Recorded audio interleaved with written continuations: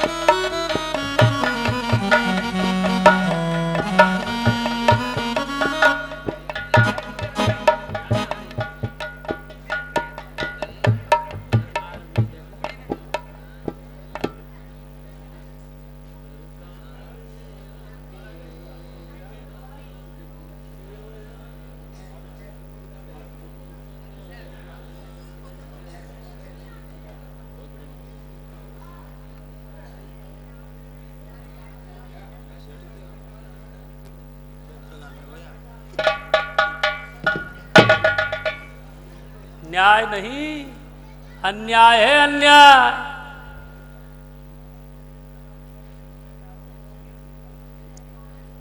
फैसला नहीं, जुल्म है जुल्म।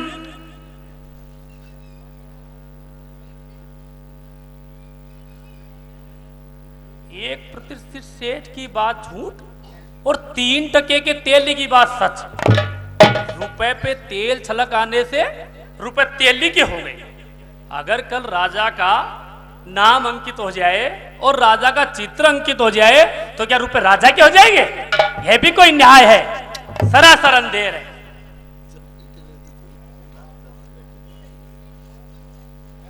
हम भी देखते हैं इन नीचों को कब तक सर चढ़ाएंगे। हम भी जाकर साहूकारों की सभा करते हैं और उसमें यह निश्चय करते हैं जब भी कोई रुपया पैसा कर्ज लेने आए तो 50 देकर 100 का कागज लिखवाओ और उस पे 4 आने का सूद खाओ और सूद दर सूद चढ़ाओ। अगर यही हाल रहा तो एक दिन महाजन समाज की तो 1 2 3 हो जाएगी। ओहो, यह कौन? आइए शास्त्री जी, आइए। शास्त्री जी, मैं आपकी कोई सहायता नहीं कर सकता।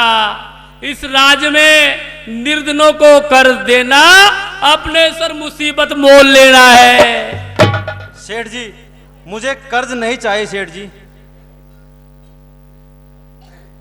कर्ज नहीं चाहिए तो क्या सत्यनारायण की कथा कहने आए हो? नहीं, यह भी नहीं, वह भी नहीं। यह भी नहीं, वह भी नहीं। तो क्या सेठानी जी से कोई उद्यापन करवाना चाहते हो क्या? बख्शो महाराज, बख्शो। अब इस थैली में गुंजाइश नहीं है।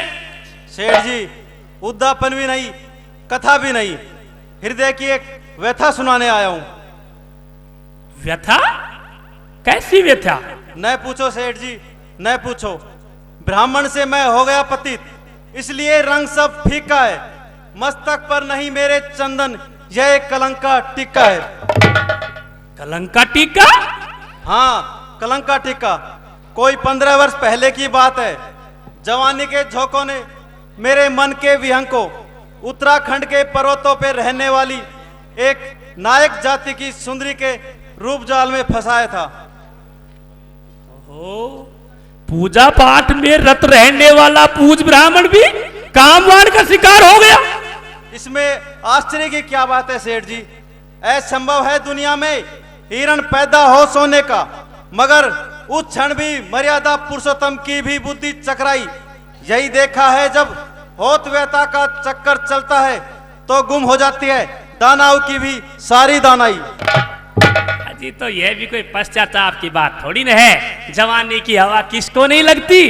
जो होना था हो चुका वह, अब यह रोना नादानी है। जो ठोकर खाकर समझ जाए कहलाता वह भी ज्ञानी है। लेकिन हृदय की कुरेदन तो दूर नहीं होती। एक कर्मकांडी ब्राह्मण का वेद मार्ग से हटकर वैश्यगामी हो जाना, जीते जी मर जाना है। दारुण कथा यहीं समाप्त नहीं होती, बल्कि कुछ और उत्पात हुआ। वह क्या? हम दोनों की प्रेमलता में एक सुंदर कली खिली। उसी साल हमें एक कन्या रत्न की प्राप्ति हुई। अच्छा, परमात्मा का एक महान अनुग्रह। महान अनुग्रह या महान दंड?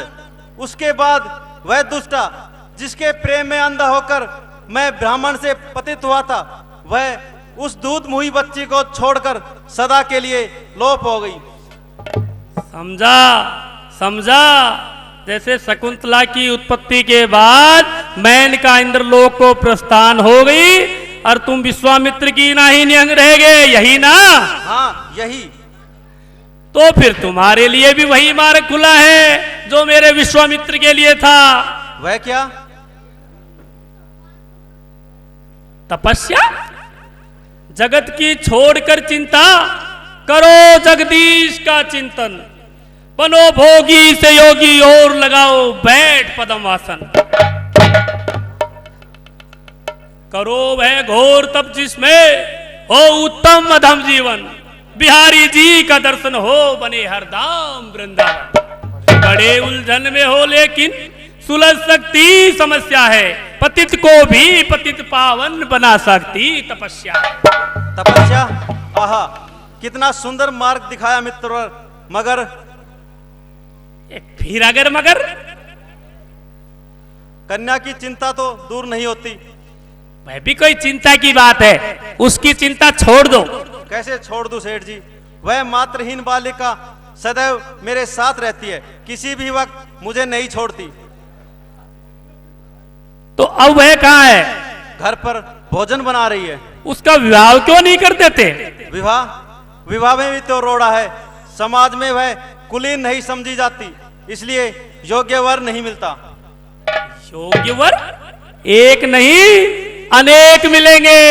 मेरे विश्वामित्र, तुम तपस्या के लिए जाओ। तुम्हारी पुत्री को मैं कंडव की तरह पालूंगा। उपकार नगर सेठ, अनंत उपकार। पिताजी चलिए, भोजन तैयार है। नहीं बेटी, आज मैं कैलाश पर्वत की गोद में तपस्या करने के लिए जा रहा हूँ। अखंड तपस्या करने? किंतु वह किस लिए पिताजी? अपने पापों का प्रायश्चित करने के लिए। अच्छा, तब तो मैं भी आपके साथ ही चलूंगी। नहीं बेटी, तपस्वी संसार का मोह त्याग कर ही तपस्या में प्रवृत्त हो सकता है, इसलिए मैं तुम्हें साथ नहीं ले जा सकता। तो क्या अब समाज के साथ साथ आप भी मुझको त्याग देंगे? नहीं, आज से तेरा पिता यह सेठ मायादास है। लो मायादास, ब्राह्मण अपनी लाज तुम्हें सौंपता है। नहीं पिताजी, नहीं पिताजी, पिताजी नहीं, पिताजी मत अरे मोहिनी, आज से मैं ही तेरा पिता। पिताजी, पिताजी।